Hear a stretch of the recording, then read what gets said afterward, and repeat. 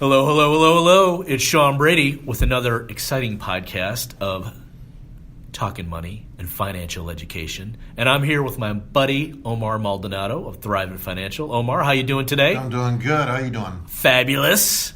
And we've been talking a little bit about different financial situations and stuff like that. I ask this of just about everybody that I like to do my podcast with, right? Okay. What are three things that are pet peeve of yours that you wish more people did around their finances? Oh, all right. So I can tell you, number one, I wish people would talk about it. I mean, it's like, all right. So who would you want them to talk about it with? So here's the thing, though, right? So like, you can go to when you go to someone's house, right? They used to be that there's three things that you don't talk about at the dinner table, Right? Money, sex, and religion, right? Yeah. Or politics, right? And now, what do we talk about at the table? Well, they'll talk about sex and they'll talk about politics or religion, and still don't talk about the money part. Right. You know, and the money part is really what makes such a huge impact. So that's probably my biggest pet peeve, is that people don't want to talk about it. And what would you want them to talk about?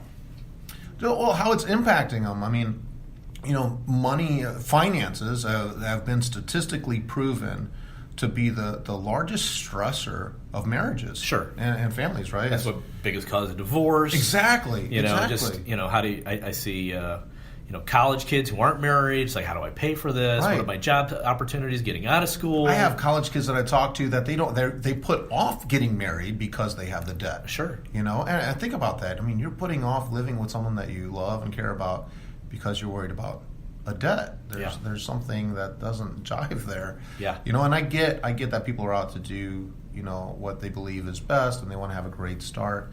You know, but the conversation, it's that's the biggest one. Right. Well, and I guess to that point, you don't have to have an $80,000 wedding. No. You could, but I wouldn't do that. Yeah. No. So that's one thing. Talk more about money. What's another? Another pet peeve.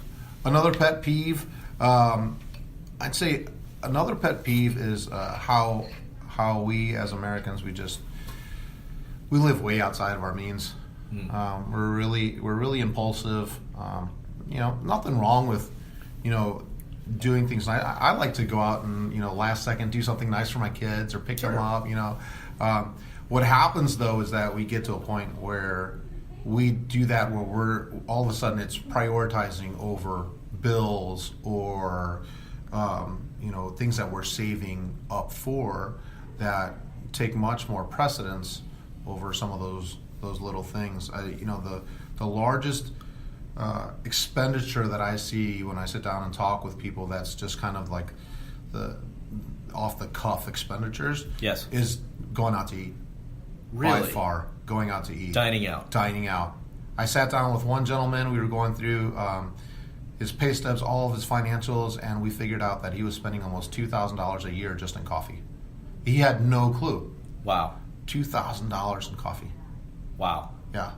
So, and I know a lot of people know me on the podcast. Yeah. And one of my regular shows is Brady Eats or Medici Eats. Yeah. And they see me going out to eat all the time. Yeah. And what they don't know is that I do two things. One, I go out to a lot of lunches. Yeah. Because that's way cheaper than going out to dinner. Yeah. I get way awesome variety of food. Right. And I am not spending as much as they think.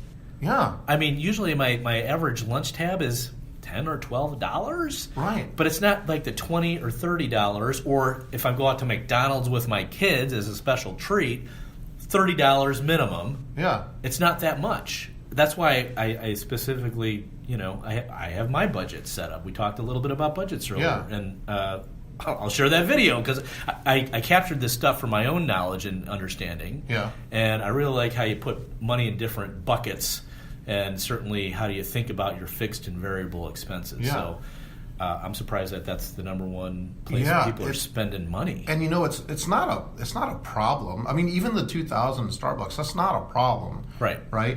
But the problem was he had no clue. Wow. So there was nothing in place for him to say, yeah, I'm going to spend $2,000 in. Right. coffee. Yes. Because when he found out about it, he was like, "Oh my gosh, I could have been doing this," right? Right. So it really just didn't fall in line with what he wanted to do. Right. So even the going out to eat, it's not that Because some people want to go out for Yeah. coffee and spend $4,000 on I coffee. sat down with a couple actually. I said, "What do you want to do in retirement?" They're like, "We want to go eat at different restaurants." That was actually what they said. And I was like, "Great!" So we created a plan, but the difference is we created a plan. And they knew it. They knew where their money was going. Exactly right. They're using their money. They're not letting their money use them. Really smart. How about a third pet peeve that you really say, "Oh, I wish more people did this stuff." You drive me crazy, people. I love you. Yeah. But you're driving me nuts. I'd say the third one is to start early. Start working on your finances early, because so many people, they think they just have this. They have this thought Yeah. that I can't start doing any sort of financial planning or structure until I have a certain amount. Well, guess what? That certain amount doesn't ever come. Why? Because things happen in life, right? So we're single and we're thinking, we can start when I get this much. Well, then all of a sudden you get married and have kids. That particular amount of money that you thought you needed, Yeah. that's pennies now, because all of Right. a sudden your expenditures are going everywhere else, and it just keeps getting put off, and then all of a sudden you're 50 years old. You have $40,000 in your retirement fund. You're thinking, how in the heck am I going to retire? And you can't. So really, the best time to start, your planning to sit down with somebody is now. And when's the second best time? Because I think of the old saying, when's the best time to plant a tree? 20 years ago. 20 years ago. When's the right. second best time? Today. Right now. Yeah. Today. Exactly. So exactly. that makes a those lot are of sense. Those are the biggest thing. Give yourself time. Give yourself time. Start early. Not time to wait. Right. Time for it to compound.